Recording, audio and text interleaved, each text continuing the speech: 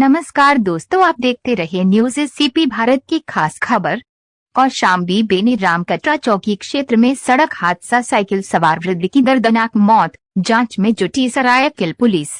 कौशाम्बी जनपद के बेनीराम कटरा चौकी क्षेत्र में बेनीराम कटरा गांव के कुछ दूरी पर एक दर्दनाक सड़क हादसे में साइकिल सवार एक वृद्ध की मौके पर ही मौत हो गई। घटना के बाद इलाके में हड़कंप मच गया और स्थानीय लोगों की भीड़ जुट गई।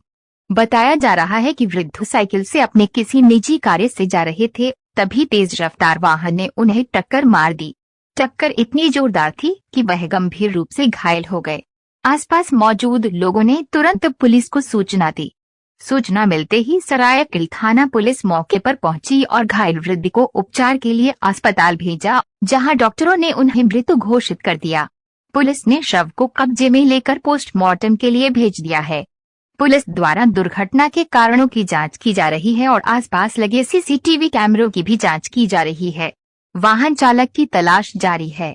घटना से वृद्ध मृतक की शिनाख्त नहीं हो पाई। यूपी से पवन मिश्रा की रिपोर्ट।